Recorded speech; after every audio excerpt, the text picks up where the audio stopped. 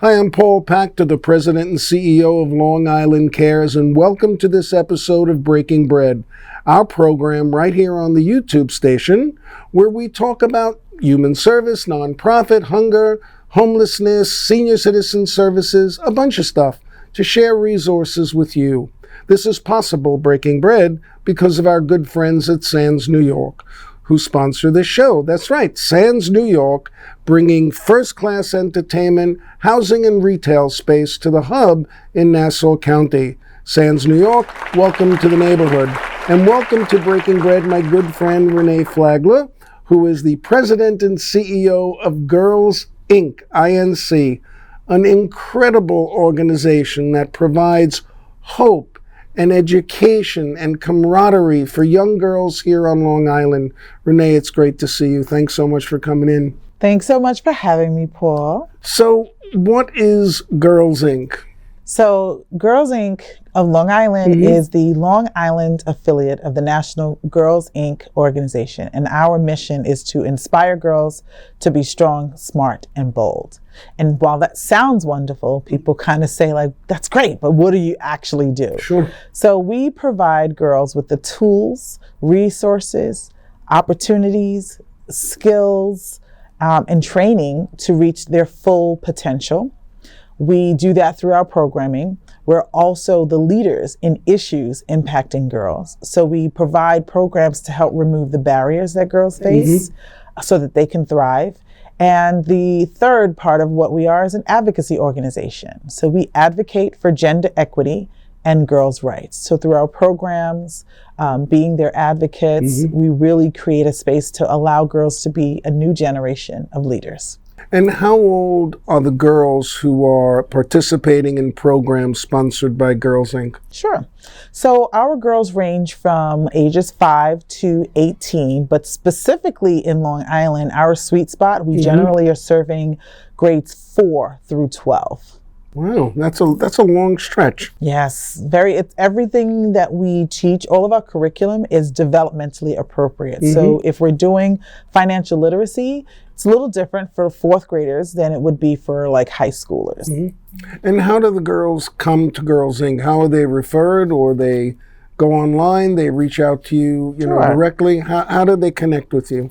So we program in 4 different ways currently. So our largest audience is served through our school partnerships. So we partner with the schools to provide Girls Inc. program as part of their after-school programming. And so while we serve all girls, we do target girls in lower income or lower moderate, under-resourced communities, because we realize that the gap for opportunity and all kinds of things is much wider. So we want to help leverage that gap. So we serve all girls, but we're targeting those school districts, and most of them are like those Title I school districts. And so we work with them. They can self-select to be a part of the program, or we get recommendations from administrators, school psychologists, guidance counselors. Outside of the program, we have summer camps. We have an annual girls conference, which is like just amazing. So much energy. Imagine hundreds and something girls in a space just being empowered all day long. Go home and crash because it's just so much. It's an amazing day. It's fun. It's empowering. So we have our conference. And then we have community programs like our Bold Future Leaders program. And with Bold Future Leaders, it stands on 4 pillars: financial literacy, college and career readiness, and exploration, advocacy, and what is the last one? It'll come to me. It'll come to you.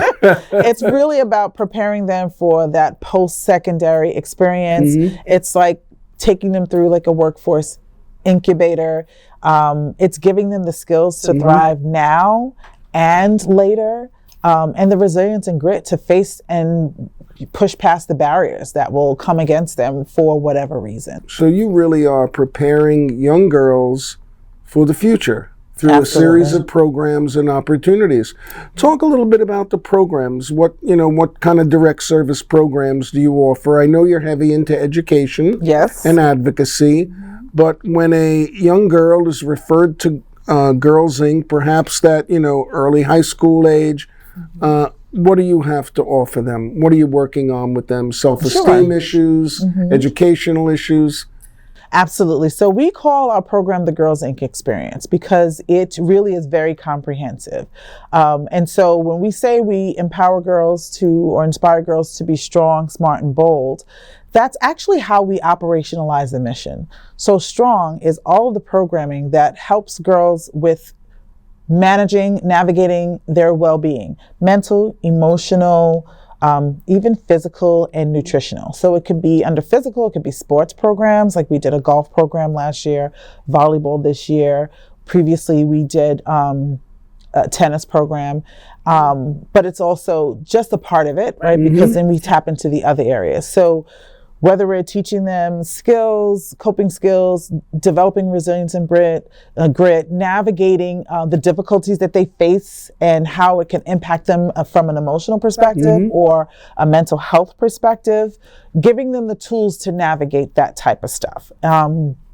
Dealing with social media, right? And the impact of social media, dealing with their navigating and their mental health and well-being. What coping skills can they utilize before you get to a stage where you may have to pursue some clinical, opportunities.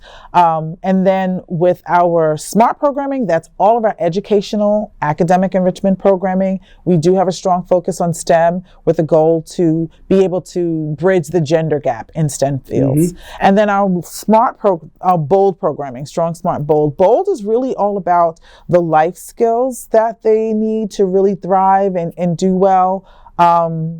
That bridges the gap between what they get academically and what they may or may not get at home.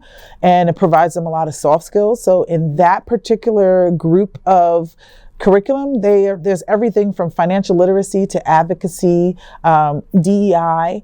Advocacy is important because we want to teach them how to advocate for themselves, as well as be able to advocate for things that are really important to them.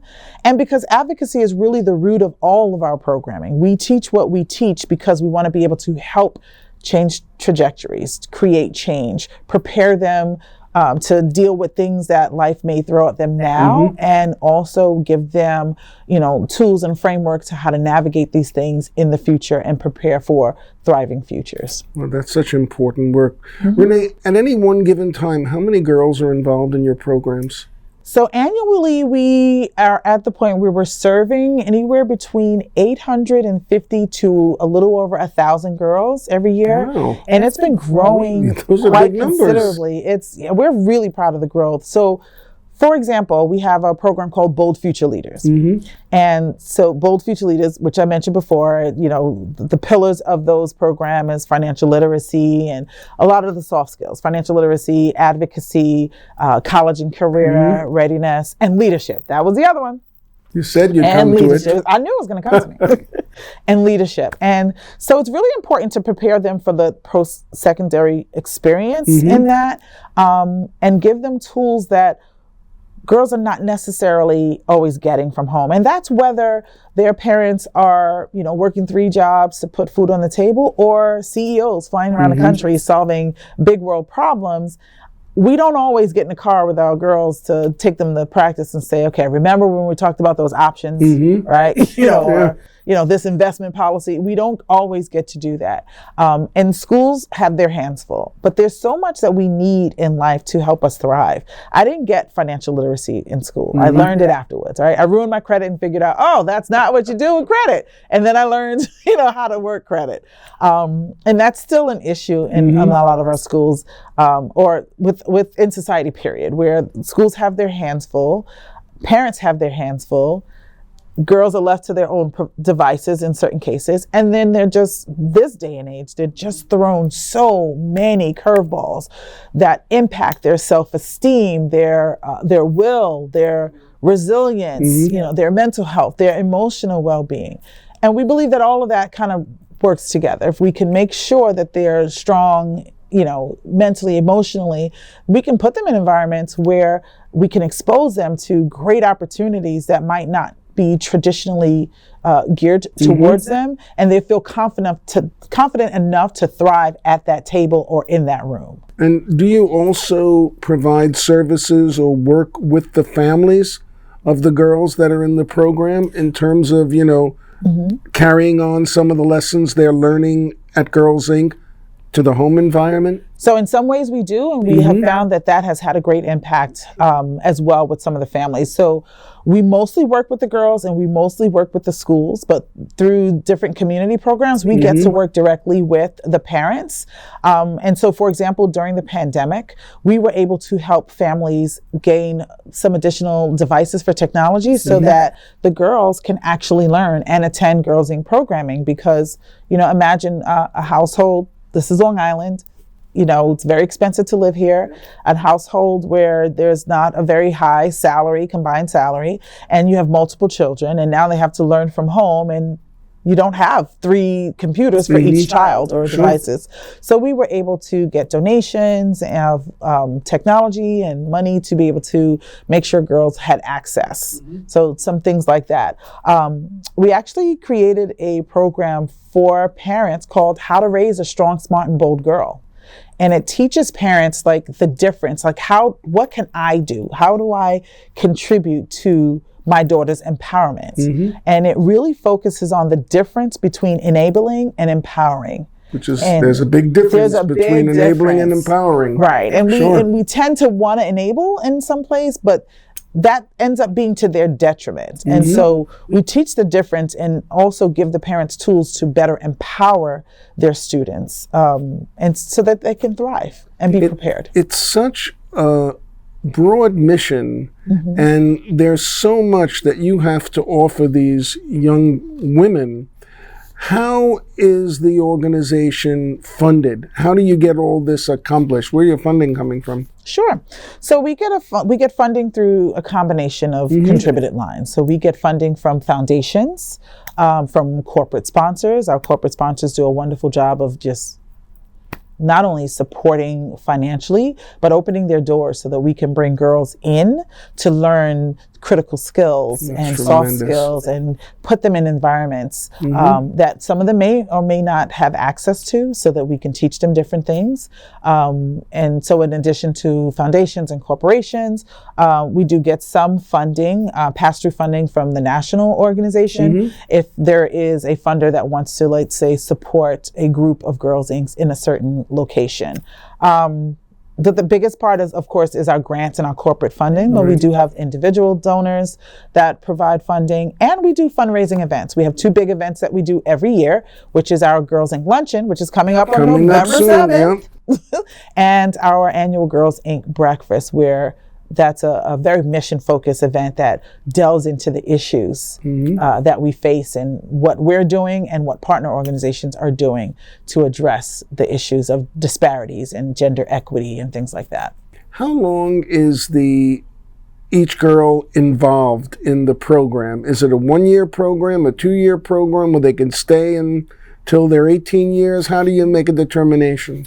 So a lot of our girls, we have something called Serving Girls with Impact. And we have found through research that the more time that a girl spends engaged in Girls Inc. programming, the greater the impact and the more long-term that the impact, can be. It makes sense. And so the average girl that are in our school programs usually is part of the program for several years. So we're in school districts where we're in maybe a middle school and a high school. So that would give girls an opportunity to be part of the programming for up to 6 years. We're in a few districts where they start in elementary school at either 4th or 5th grade, and they can go all the way through high school. And we always say you can tell a Girls Inc. girl. There's a certain level of resilience in that girl, the way that she shows up in the world, with the confidence to speak up appropriately, professionally, the way that girl is able to communicate.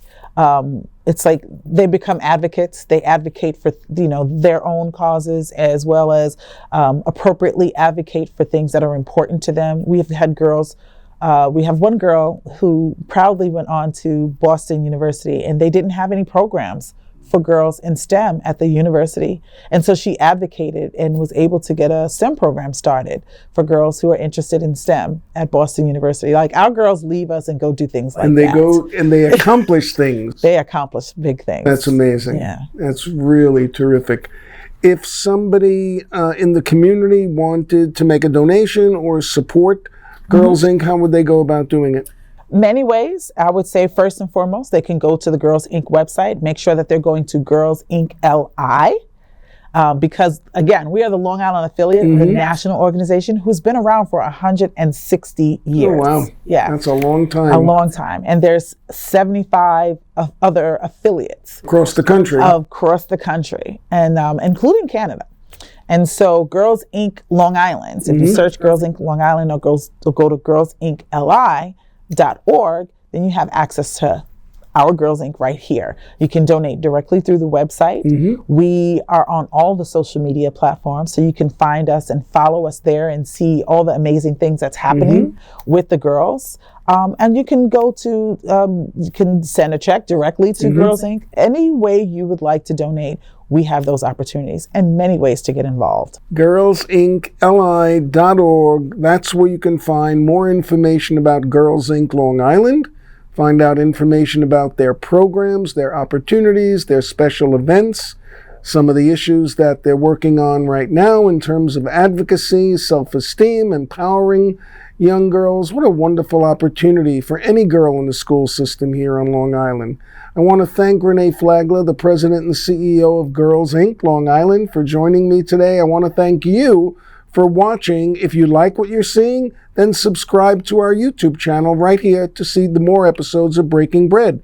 And once again, thank you to New York Sands for your sponsorship of this program, and we look forward to seeing you next time. Go out and do something nice for someone.